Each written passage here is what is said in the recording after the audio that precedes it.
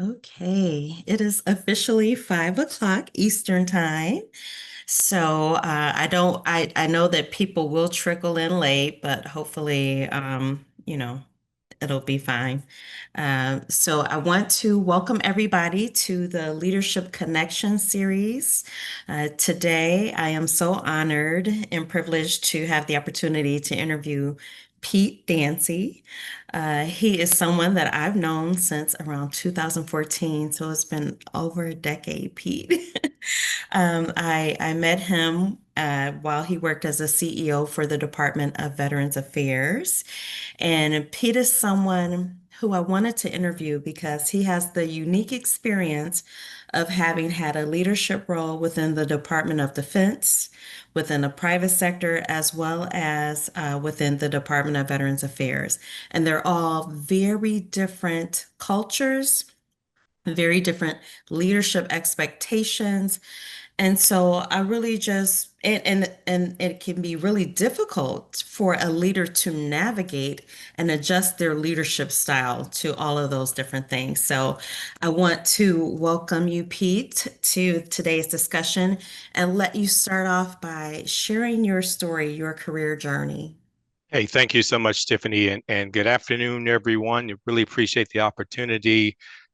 I'm going to begin by saying come from a military background. My dad was a former retired Army Sergeant Major, and before I came into the military, he said, as a second lieutenant, he said, whenever you're going to present to someone, do three things: be brief, be bold, and be gone. So I'm hopefully I'll provide an opportunity to kind of share my journey just with you, and really appreciate you participating. Very briefly, in terms of my journey, as Tiffany mentioned, I've had the opportunity and the privilege to be in several different organizations. First of which was the U.S. Army. I spent 22 years in the U.S. Army as a medical service corps officer from 1984, and retired in 2006, and did various things within the U.S. Army, from running a small ambulance platoon all the way up to being a chief operating officer of a hospital, as well as being a CEO of a recruiting battalion, where I actually brought on board nurses, physicians, chaplains, et cetera. And this was during the Iraq War. So I had that opportunity for a couple of years. Got out of the military in 2006, and then was very fortunate to go to the private sector. I was fortunately got recruited to go to a safety net hospital in Houston, Texas, 500-bed hospital, and I served there as the chief operating officer. I was there from 2006 to 2010, and then I was transitioned from there. Quite frankly, from a private sector perspective, they're always looking for how they can save money. But unfortunately, during that time period, 2010, they were looking at budget constraints. And my position, essentially as chief operating officer, was combined with another position at a higher headquarters, at our higher headquarters. Position was eliminated. So quite frankly, I was out of job for about 6 months. Found the VA in 2010, and was fortunate to have been in the VA since 2010. First started out at the Hines VA in Chicago. And I tell myself I survived 2 winters in Chicago. Was there a couple of years, and then family stayed in Texas. Always was a desire to get back to Texas. Came to Dallas, Texas as the chief operating officer of the Dallas VA. Did that for several years. Had the opportunity to also serve as an acting medical center director at the El Paso VA. Once I finished that, I've been here at the Alexandria VA since 2016. Very fortunate to be here in central Louisiana. Very new, different dynamics from a rural perspective, but I've been here since 2016, going on a little over almost 10 years, 10 years in January. So Mm. tremendous opportunities to serve in both federal government, private sector, and the VA. So that's my story, Tiffany. And so I Okay, thank you. nice. So tell me, what leadership trait do you possess that you think led to your success in leading in all of these different organizations? Yeah, and I think it's a great question. One of the things I'll harken back to what my father, who was a seasoned NCO, said, particularly when you're coming into the military, Mhm. in any assignment, you're not going to know everything. You're going to know very little. So his advice to me at that time was listen to your NCOs. Those are your non-commissioned officers that are going to train you in terms of how to be successful from a leadership perspective. And I think the traits that I have stuck to have been I don't have to be the smartest person in the room. I don't have to be the head of every section, but I have to listen, and I have to, from an HRO perspective, yield to expertise. And that's what we talk about from an HR perspective. Yield to expertise. There'll be smarter folks around you that are going to be guiding you and providing you with some positive, good information. Hopefully, they're not just telling you what you need to hear, but actually telling you the truth so that they guide you in the right direction. I think the other aspect, Tiffany, I've always consistently been around some great mentors that have allowed me to fail. They have not chastised me or anything like that, but they've allowed me to fail. And in doing so, that taught me a powerful lesson of leadership is a has opportunity for you to grow in various aspects.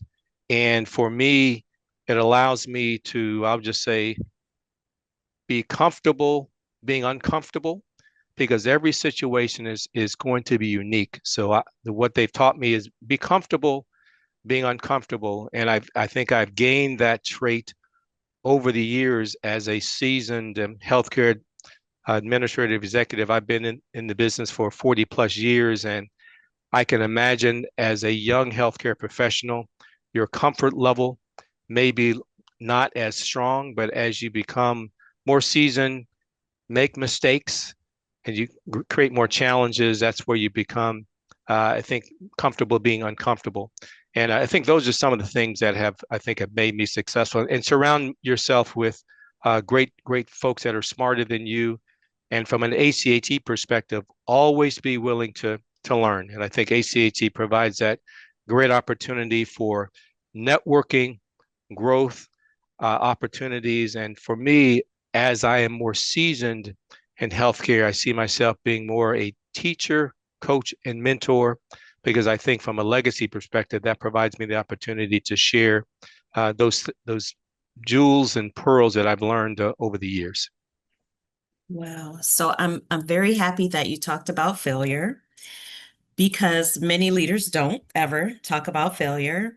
And we know that that is how you grow. When you make mistakes, you it's helpful if you're in a safe environment to make those mistakes, right? And to Absolutely. have someone to kind of support you through the recovery of whatever the failure was. So I'm so happy that Absolutely. you mentioned that.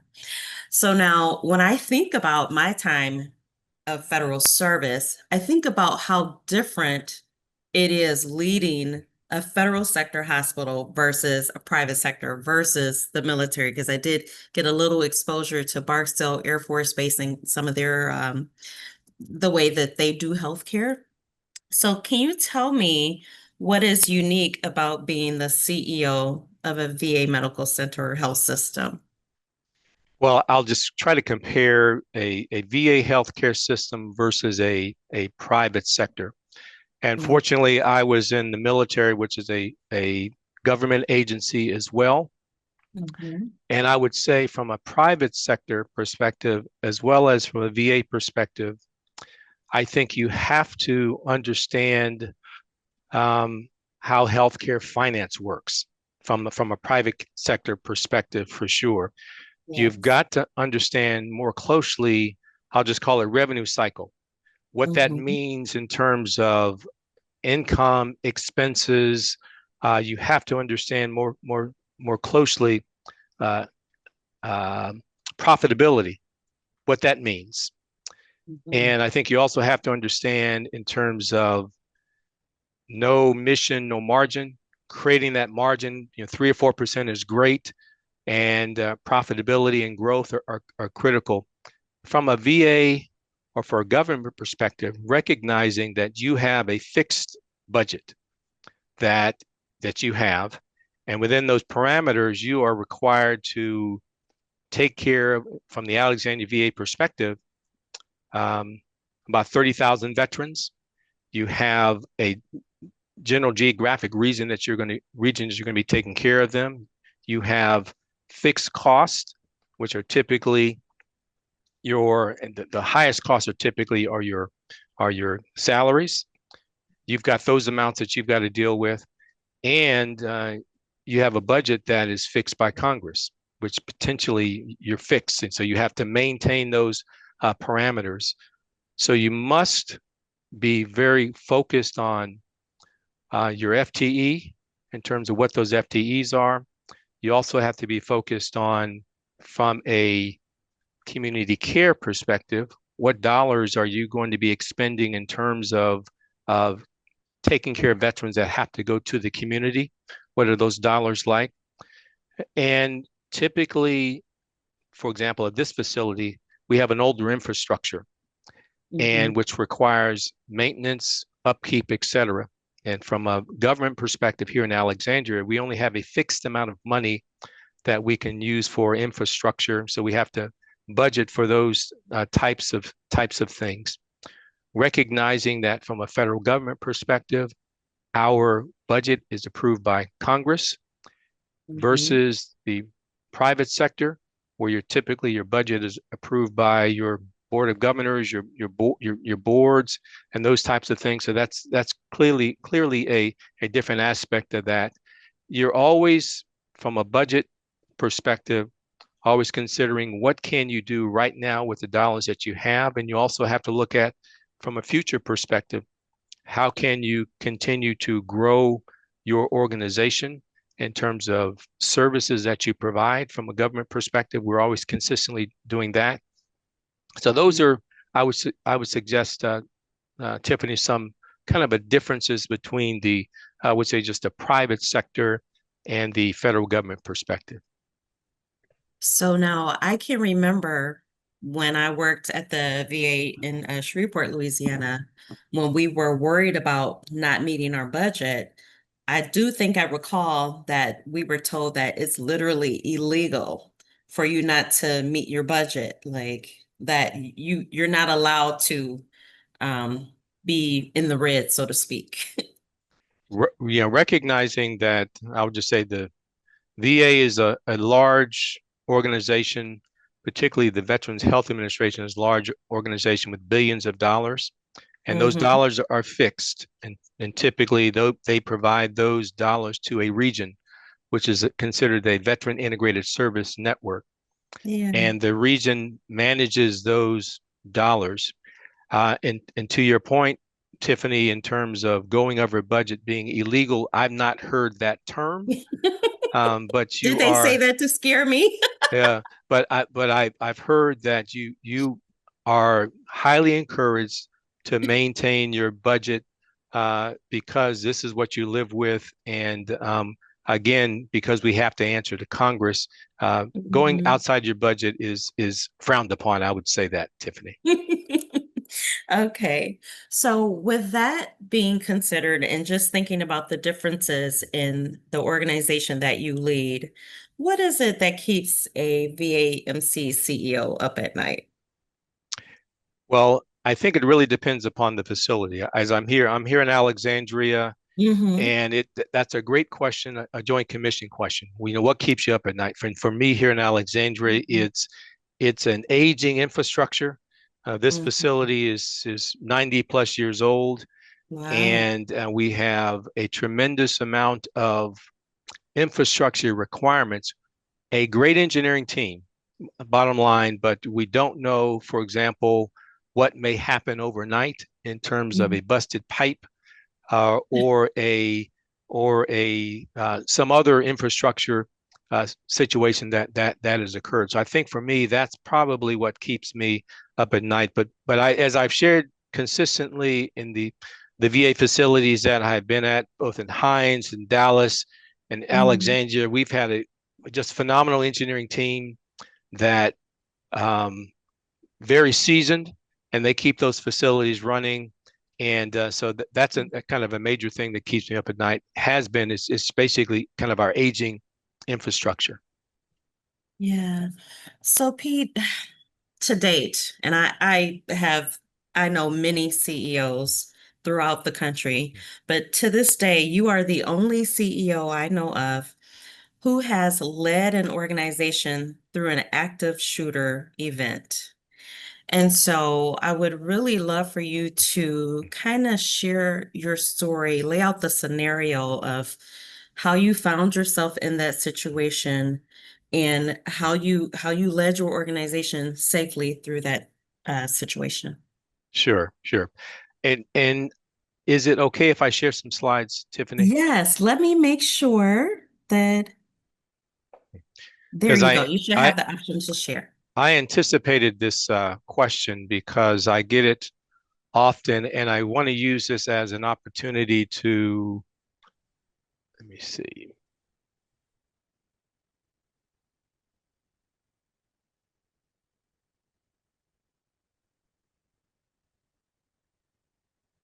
just a moment. Hmm.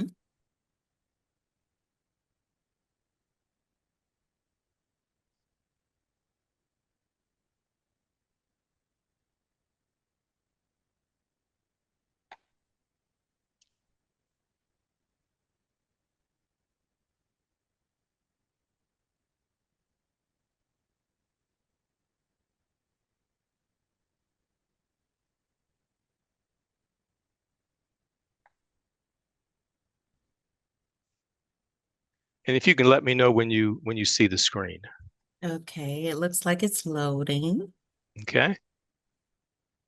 Okay, now I can see your screen. Okay, and it should say lessons learned. Yes. Okay. And again, thanks so much for the opportunity to kind of to speak to this and as you mentioned, this was a very difficult time, and this occurred back in 2015. And um, let me see. Can you still see the screen, Tiffany? I can, but it's showing me two sides. Okay, let me get out Uh, of that. Can you just see one screen now? yeah. I'll leave it right there. Okay. So imagine this was the a caption of the Wall Street Journal, September, I'm sorry, January of 2015. Gunman, one victim dead in clinic in El Paso, lockdown, and you see pictures. We were on CNN with regard to the event occurred probably a little after 3 o'clock, Mhm. and there was a veteran came into the clinic. I won't get into details, but bottom line, um, he killed one of our providers, and from that point, that began an opportunity for me to lead something that I'd never done before. In the upper left-hand corner, upper right-hand corner, that's me at a news conference the next day. And in the background is General Twitty. He was the Major General Twitty. He was the commander at El Paso.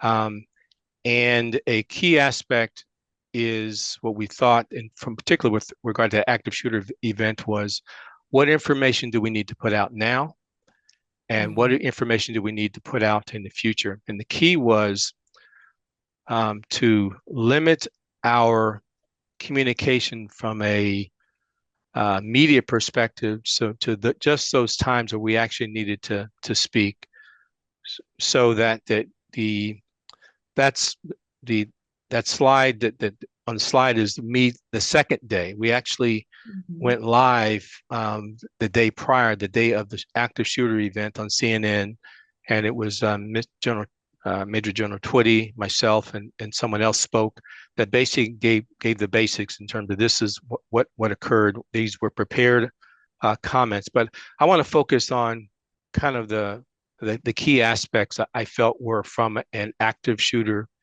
perspective. Um, And Pete, before you go on, I want to make sure the audience knows that this healthcare organization where you were leading was also on the same campus of a military base. Is that correct? sure.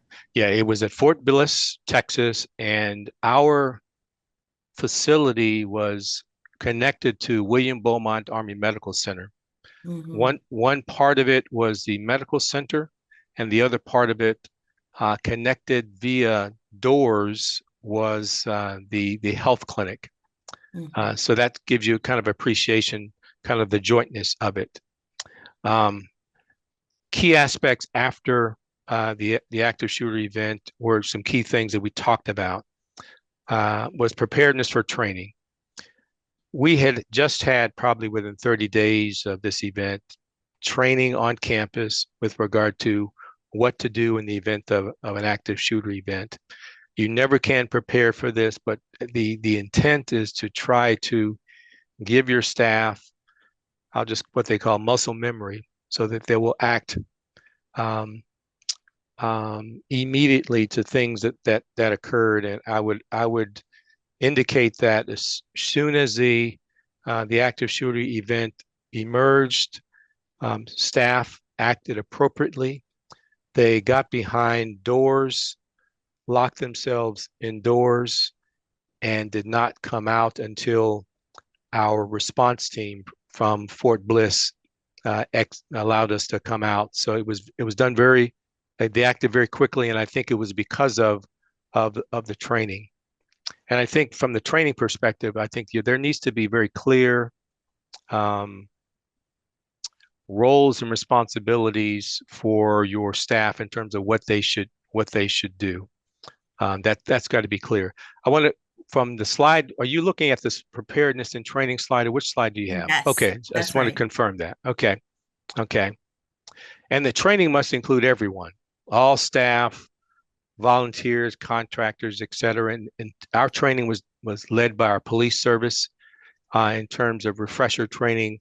And I think that was really a benefit for us in terms of ensuring that we had no casualties other than our staff member that was tragically killed. I think that was key.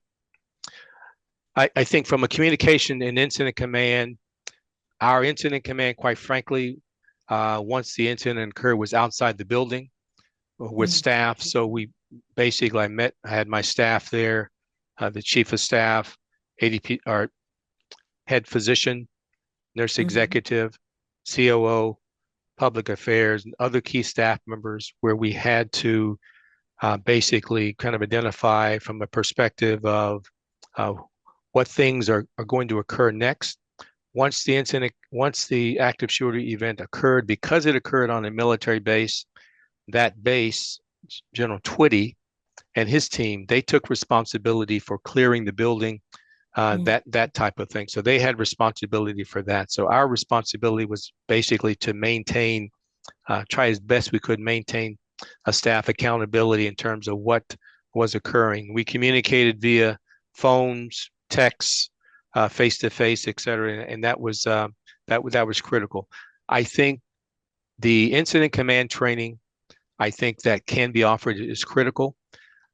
Irrespective of, as I mentioned, our incident command was outside the building, but I think even within that context, we identified who was going to do what based on the roles that are needed from an incident command perspective. And the last item was the coordination with the local law enforcement.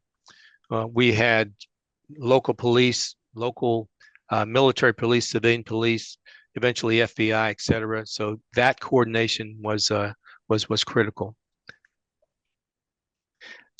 As After the incident occurred, we did an assessment in terms of, are there some changes that we potentially could have made in our facility design? And we certainly did make some adjustments in our design.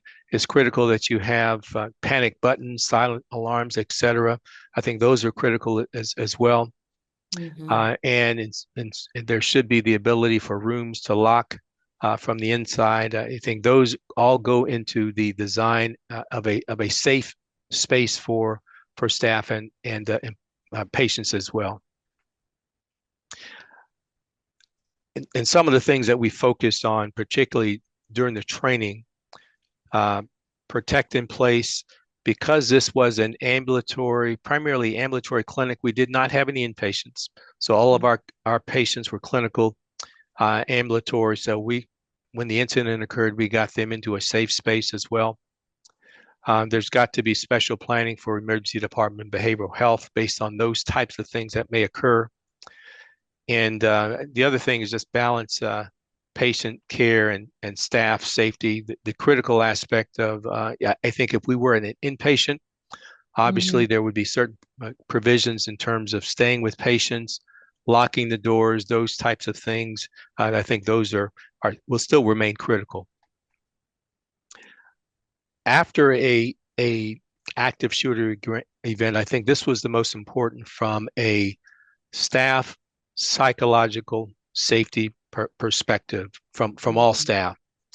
I know the day after the event, because it was a need for me to communicate with my staff, we were able to coordinate with a community college to have an all staff meeting at the community college. So it was very important for me to articulate these were the things that were going on because we still had a mission of providing patient care, not that day, but we had to discuss in terms of what was going to happen from a patient care perspective, recognizing that staff members may be in trauma or need counseling. We set up mobile um, units outside of the clinic from a behavioral health perspective Mhm. that when we encourage staff to have the opportunity to go to those sessions. I think even from a command perspective, I think it's important that leadership have a debriefing session as well. And we certainly did that next day with mental health providers too, so that we can talk about what occurred and talk as a group in terms of what occurred as well. Post-traumatic stress disorder and workplace well-being were critical. Individuals respond differently in crisis. So we had to be responsive to that. Thus, we had those mobile units available for staff and a plan for recovery and emergency management. From that perspective, as I mentioned, we had the meeting with the staff after, and we talked about how we were going to reintegrate into the clinic again, recognizing that staff may be traumatized as they re-enter the building for the first time after a active shooter event. So we had to plan and discuss that as well. And I think from a culture of safety perspective, post uh, active shooter event, I think you've got a plan for promote, see something, say something. I think those are critical. If you see something out of order, potentially say something. And I think that is important from a psychological safety perspective, not just from an active shooter event, but from a patient safety perspective as well. Empowering staff to speak up and say something if they see something that is encouraging. Um, and we also maintain violence prevention committee. I think from the perspective here in Alexandria, we have what we call the prevention and management of disruptive behavior. Those are committees that staff have the ability to report um, patients or staff that may be in a crisis, that may be a safety issue for staff. So we have a Mhm. committee that looks at incidents with regard to that. I think that's critically important as well. And you know what, Pete? I think that is a committee that is definitely needed in healthcare when we're seeing so much violence against healthcare workers. But many organizations don't have committees like that. So I'm glad that you mentioned that.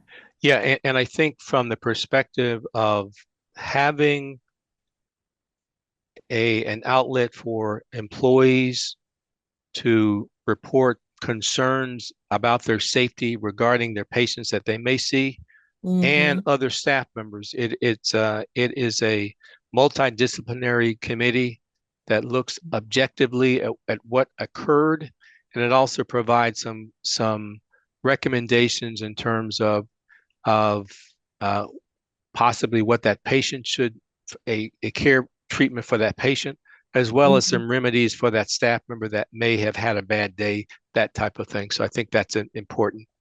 I Right. think the last slide, I think it's important to recognize in whenever you have an active shooter event where a death occurs, that you give staff an opportunity to mourn. And this is we had a loving memory celebration of Dr. Fjordbach, Timothy Fordbach. He was a Hmm. psychologist, and this was a staff-led event. Give them an opportunity to say farewell. He was phenomenal provider, well liked by, well loved by the community, and I think it was a really a testament for them, for the staff to say goodbye. And in my understanding, they annually they have potentially had a service or some a remembrance for Hmm. Dr. Fjordbach. Mm. Let me stop sharing. Okay. Wow. So, just my recollection from it's been many years since you and I have talked about this. What were some of the opportunities that you recognize that things that could have been done differently during the active shooter situation? Yeah, and I think for me, Tiffany, it's really a self-reflection of my leadership from a preparation perspective. I Mhm. think from my perspective, I think there may potentially have been a better assessment of vulnerable spaces in the facility where staff potentially could have been shielded from what occurred. And I'll just say that. And Yeah. I think from the perspective of understanding that psychological safety is critical for staff, Hmm. and I think understanding that after the incident, uh, the situations will still come up that trigger thoughts of the incident. So I think for me, it was making sure that staff felt comfortable and safe after the incident. Post the incident, we installed metal detectors to Hmm. give the staff a sense of safety. So those are just a couple of things that I thought of, Tiffany. Yeah. And it's so interesting because it's only because of my time working at the Department of Veterans Affairs that I am highly aware of having a safe office space. I've had jobs where I come into the office and the desk has the back to the door. And I Sure, immediately asked them, please turn my desk around. I do not want my back to be to the door, especially when you walk in the building and I'm one of the first offices that you come to. understand. So I definitely feel like the training on active shooter within the Department of Veterans Affairs was probably the best I've ever had and has helped me stay safe all these years. So. Yeah, and I would add, Tiffany, from the as soon as the event occurred, there was tremendous support from the VISN, Veteran Integrated Mhm. Service Network, all the way up to the Secretary of the VA in terms of anything that was needed from in terms of follow up, things of that nature. The VA was tremendously supportive of supporting the El Paso VA after the event. Wonderful. So we're going to shift gears a little bit. Okay. So you mentioned earlier having mentors. So and I have reached out to you to ask you to help mentor other CEOs. So thank you for being a willing, mentor. But tell me, has there been a special mentor in your life or a special coach that you've had that's made a difference in your career? I think that's a great question, and I can go back to my time as a captain in the Army. I was in Germany, and I was in charge of uh, medical logistics for a the First Armored Division, which is a combat unit. And there was a time where I had a great mentor. Something happened where I screwed up, for lack of a better term, Mm-hmm. and as captains do. And I remember my first mentor. He was a seasoned logistician, Major Santiago, Mm-hmm. and I was upset. Thought I was going to lose my job, and he said, "Hey, Captain Dancy, we're going to take care of this. This is not the last time you were going to um, make a mistake." What I learned from Major Santiago was the mission is first. He was going to make sure that I didn't fail. He Mm-hmm. gave me some steps in terms of these. This is what you need to do. He showed Mm-hmm. compassion. I think that's a critical element as well. Yeah. I'd also like to share another mentor of mine, Colonel George Massey. Colonel Mm-hmm. Massey was a U.S. Army Medical Service Corps. Uh, he was the individual that recruited me to Houston from a job perspective. I Mm-hmm. remember I was in the military as well, and I was in between assignments. And Colonel Massey at the time, I specifically went to a facility in Fort McClellan, Alabama, and my job there was um, um, to close the facility, so to speak. And actually, I was coming from Korea. I was the chief operating officer of a 10 clinic um, combat unit in Korea. And Mm-hmm. essentially, I was looking for a job. I reached out to Colonel Massey, and and he offered me the opportunity to go to Fort McClellan to close that clinic. And I'll just call it a send me in coach attitude. Send me in coach. Yeah. And he trusted me with that assignment. And subsequently, was able to get another a very promising assignment in Heidelberg, Germany, where I was a chief operating officer over there. The thing about Colonel Massey, he was very committed to teaching, coaching, mentoring. He walked Mm-hmm. the walk, he talked the talk. He was very well respected in the medical service core community. So he's was a great mentor of mine. The last person I want to mention is General Elder Granger. Mm-hmm. General Granger, I was stationed with him in Heidelberg. My last assignment, General Granger he was the commander of the medical units in Europe, and this was during the Iraq War. The Mm-hmm. thing about General Granger, he's a teacher, coach, mentor. I met him in 2001, and I will tell you, Tiffany, it's 2025. He's still Yeah. my mentor. Wow. Still provides sage advice. I can reach out and talk to him at any time on any issues. So Mm. he is. So those are just some three great folks that have allowed me to that they've mentored me. So thanks for the question. Yeah, wonderful. So let me ask you this. What advice would you give to aspiring C-suite executives? People who are trying to make it to the top spot. Okay, and what I'd go back to. I had that send me and coach mentality when I Mm-hmm. went from Korea to Fort McClellan, Alabama. I think you've got to. I'll just say three things, and I learned this years ago from a HR professional, and he basically your success is equal to is easy as pi, uh, PIE. The P stands for your performance. Your performance is always going to stand out. That's what you can do. Yeah. The I stands for your image. What image do you have from an organization perspective? Are you connecting to individuals across the organization to make sure that you are approachable? Are you offering your advice in terms of that aspect as well? Are those important things? And the E for pi is exposure.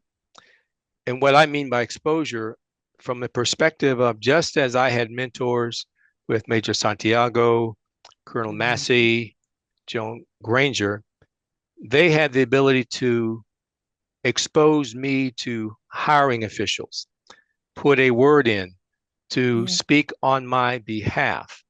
So I think from that perspective, that's where we as senior leaders have the ability to elevate those individuals that are aspiring to the C-suite. And I think as long as your performance speaks for itself, you Hmm. have an image that speaks to I am ready for the next position, and you have leaders that are exposing you, saying that Tiffany Love, Dr. Love, she's ready for her next assignment. I'm going to share this information to a hiring official. I think those are some of the keys that I would say are critical. I think the other aspect is networking. I think ACHA gives a great opportunity to network, Yeah. and I think those are some of the things that I'd recommend, Tiffany. Yeah. So there is one really important thing that we haven't touched on yet that I think would be really hopeful for anyone who might watch this video who is serving in the military, trying to transition out to the private sector or to the VA. Your leadership style. I know there's a lot of scrutiny, and I would even go as far as to say discrimination Hmm. for healthcare executives who are trying to transition out of the DoD to the private sector or the VA. There is a concern about the leadership style needing to be so different that I actually tried to work with a search firm to put together a coaching program to really give these people who have served our country a Sure. fair shot at getting a private sector or VA job. So, can you share some advice on how you had to adjust your leadership style as you transition from DoD to the private sector? Yeah. And I would say very clearly, Tiffany, I don't think I have adjusted my leadership style. I Mhm. think what I have tried to do as best I can has been to translate my achievements into business language that businesses understand. Mhm. For example, um, commanded a unit. What does that mean? You are the CEO of a 1,200 person organization. So that Mhm. translation equates to that's something that a business or a private sector would understand. Right. Granted, we don't have balance sheets. Mhm. However, the translation is we managed X number of dollars Right. that equated to X number of FTE, Mhm. those types of things. I think it all in translation. I think the other aspect of that is we can frame our leadership around business terms that are are palatable in the community, such as efficiency, outcomes, metrics. Right. We do that in the military.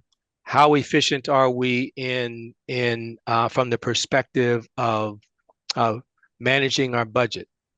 From an Mhm. outcome perspective, if we are outcome based, which many private organizations are outcome based, how can we translate what we've done in the military from an outcome to an outcomes perspective? For example, um, transitioned or built a, I'm just giving using as an example, Mhm. uh, created a partnership with a VA facility that created opportunities for both VA and soldiers to come to a facility from an outcome perspective. We're very focused on the outside very focused on metrics. Hmm. How does that look from a length of stay, Right. reduction in CAUTIs, Hmm. reduction in of readmissions, Yes. deaths within 30 days? What type of metrics can we translate from that perspective? And I think the last thing I would highlight, Tiffany, is a critical transferable skill from a military perspective is our crisis leadership skills. I think Yes. we do that consistently because that's what we're trained to do from a military perspective. What does Hmm. that mean to a private sector organization from a preparation here in Louisiana, preparation for a hurricane? What are the things that we need to do from an emergency management perspective? How does that translate into our ability to engage with our community partners? How does that translate in from a COVID perspective in COVID in terms of us sharing best practices or identifying shortages in supplies, and how can we engage our community partners with regard to that? Those things that we habitually have done in the military, I think, are potentially easily transferable from a to a private sector. So hopefully that'll provide those individuals transferring from military to civilian. Particularly, I'm speaking to the hiring managers of those Yeah. civilian sectors, that we bring a wealth of knowledge and experience to the table, and I would ask them just to be receptive to that information. Absolutely. I will say that I'm so thankful that my first leadership experiences were within the Department of Veterans Affairs because there's always a directive, there's always a policy, there's always a procedure. Yes. And I think that has been a strength for me because coming into the private sector, I always say it's easy to fix something that's broken, but it's more difficult to identify when something's missing. And I think Okay. that's the skill that I gained from working within the government and knowing that there are supposed to be policies and procedures for certain things. So when it's Certainly. missing, then I'm like, oh, okay, that's what we need to do. We need a That's a great policy point. for Great that. point. Great All point. right. So now I want to open up the floor for questions. If anyone has any questions, there you go. Let's see. Does someone, if you want to raise your hand, then you can unmute if you would like to ask a question, or you can type it into the chat. So while we're waiting for questions, we talked a little bit about networking. And Hmm. so I agree with you that the best networking I've ever had was at ACHE Congress. Uh, Absolutely. my first time attending Congress, I've told this story before. I've told this to Deborah Bowen, so she knows. I could not afford to attend the whole conference. And I called ACHE and I asked if I could just pay for a couple of workshops. And that gave me enough access where I was exposed to the some of the other meetings. And one of the things that was most powerful for me was that people were encouraging and supportive. And this was when I worked for the Department of Veterans Affairs in Louisiana. And I had the opportunity to meet people at the VA from all over the country. And they were so willing to serve as a mentor to help me study for the Board of Governors exam. And that's when I decided I wanted to become a fellow. And from that March, I studied until October and I passed the Board of Hmm. Governors exam because it Great. meant so much to me. Yeah. Absolutely. So I want Absolutely. to encourage people out there, don't be afraid. I mean, it's a tough test, but it's so worth it. And Right. becoming a fellow means so much. I agree. And I think, just as you mentioned, Tiffany, Congress is a great opportunity for networking, et cetera. But as we said in healthcare, healthcare is local. So if you have local ACHE chapters, that is a great opportunity to network with your peers, uh, Mhm. excuse me, as well as gain ACHE credits, things of that nature. I know here in Louisiana, we have focus on networking activities that try to get an opportunity for the younger healthcare executives to be involved. So I think that's important from a local level as well. Yeah. And actually, for those of you on the call, Pete and I both served on the board for the Louisiana chapter of ACHE.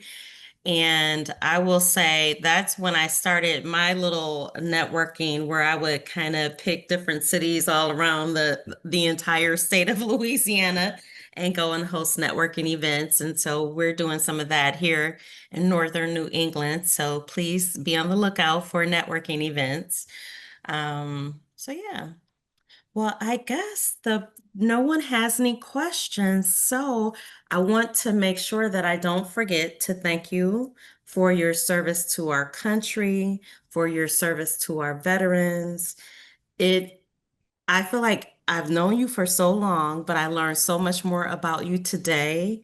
It is such an honor to know you and to just have, oh, let's see. Oh, thank you. They're saying thank you in the chat. So thank you, Pete. This was lovely. And Hey, again, I it's learned so much. hey, thanks so much, Tiffany. And I left my contact information in the chat, so please feel free to reach out. As I said, I've been in healthcare a number of years, and as I'm on the downside of my career, I'm always looking for opportunities to share what I can because we're always in a teaching mode. And one quote that I heard someone say years ago is leaders plant seeds for trees whose shade they may never enjoy. So as Mm, leaders, we have the opportunity to plant seeds from a perspective of you may not enjoy those, but hopefully the seeds that you plant from a wisdom perspective, knowledge, etc., that they will bear fruit. So thanks so much for the opportunity to speak to my colleagues and others. yes. Well, thank you. And this video will be posted on our YouTube channel, and I will share it on my LinkedIn so you can have the link to come directly to the video. Hey, Thank you, thanks so much. everyone. Have a great evening. You too. Bye bye. Bye.